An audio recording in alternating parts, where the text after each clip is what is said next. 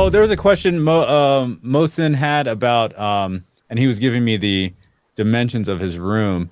He was asking about which SVS subwoofer he should get into. The room size, I did the meter to.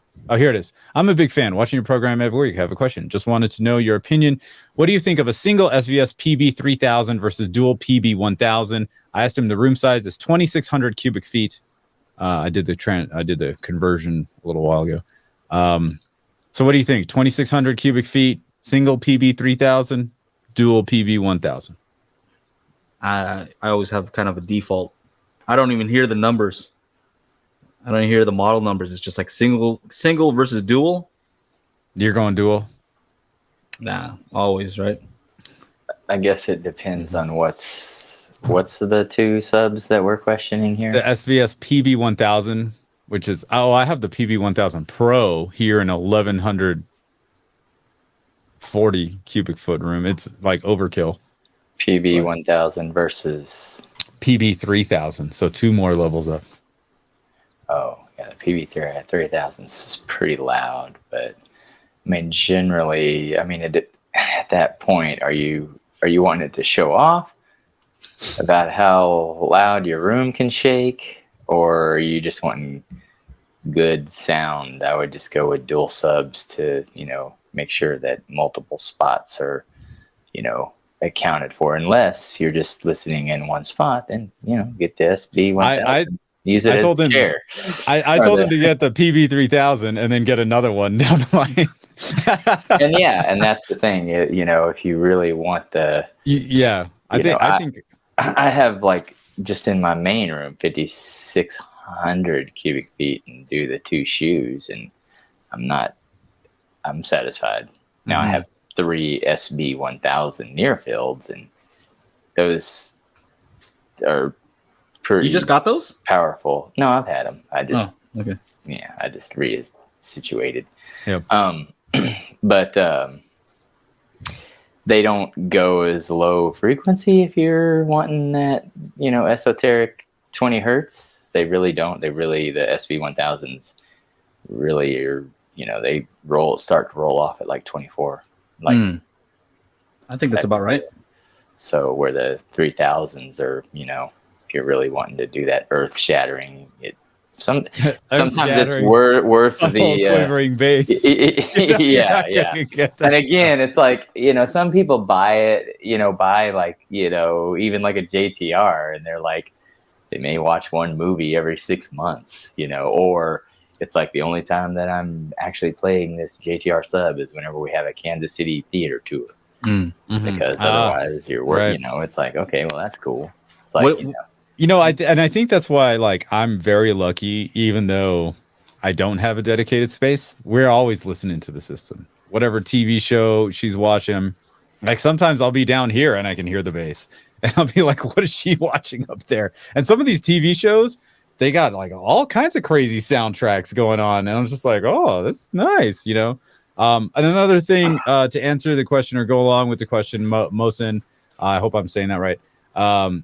He says it's also a dedicated home theater. A lot of people want to try to buy everything at once so they have everything. Yeah. Like, buying in pieces, like, you could get the better subwoofer and then get the matching one down the line. That's what I would do, because SVS, I don't want to finish my journey SVS anytime is soon. Good about keeping their product lines going. So that's one thing that's nice. It's not like next year they're going to stop it. But we're not making that one anymore. Doesn't SVS also have some kind of like trade up program? Yeah, they do. Yeah. So that's honestly smart. If it was me and I was just like, hey, if you're wanting to do the, like the long haul cheap way, I would just get the 3001, try to place it as best you can, and then get another one down. I think that's, and then that second one, you'll be like, oh wow, I should have. You'll question yourself whether or not you should have gone with the 2 right off the bat. But so I think the conclusion that I'm hearing is you want 2 eventually, right? Do you want 2 right now, or do you want to get one really good one and then eventually get two, I mean, the two 3000 series are going to outperform the two 1000 series. 100%. Right? Do you need that difference? Is the question, I think. Do you want that? Do you need it? With base, it's kind of tricky because it's very addictive. So, you know, you may go to the 1000s like, oh yeah, I'm happy with it, and then you hang out for a while and you're like, oh man, I wish I would have got the 3000s. You know, it's like a tricky thing. Or you can go the you know, no app, no frills, and get two HSUs. Yeah. You know, right out of the bat, and do that. Honestly, I have never used the app for this PB 1000 Pro. Just plugged it in, had Dirac do it. It's fantastic. Yeah, you don't need to. Yeah, you have a good AVR there. Yeah. So anyway, I think that's an interesting question.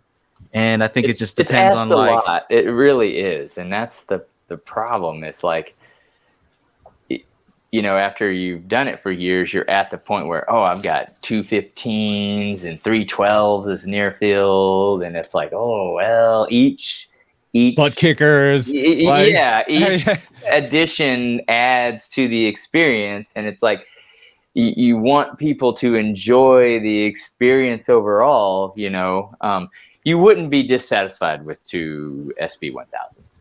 I mean, they would, you know, especially in a 2,600 cubic foot room. I mean, that'd be pretty decent. But SB 1000. No. PB. He wanted the portable. PB. Okay, I just want to make sure because PB 1000s. Yeah, because what I found though is, you know, a lot of times you think, well, if I just get a sub that doesn't play, you know, down to 20 hertz, let's say you're saying 24 hertz, right? If it's an SB, if I just get a bunch of them, then I'll have enough headroom to make it go down to 20 hertz. It's not that easy. No, it's not that. You'll definitely have more volume. You'll have more volume. Yeah, that's not what you do if you're trying to go lower in frequency. Right, it's hard. You got to go higher in woofer size.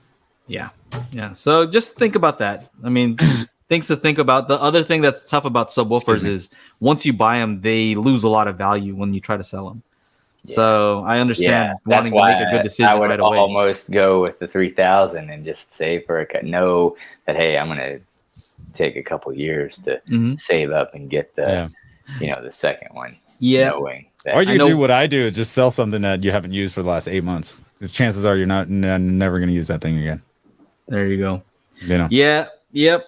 So it's a tough decision. I know you probably wanted a straight answer, and we probably just gave you more things to think about. More things to think about. But hey, don't. Hey, look, he says thanks, guys. But yeah, you know, no rush, man. Like, don't, take your time. Take your time. It's all good. One 3000 you'll definitely be like, oh wow, they're telling me to get two. But I'm telling you, once you get two, it'll just sound so much smoother. He already sold some stuff. Yeah. Look at that. Good man. That's it. You could also try. I don't think you'll be successful, but you could try a GoFundMe. New home theater.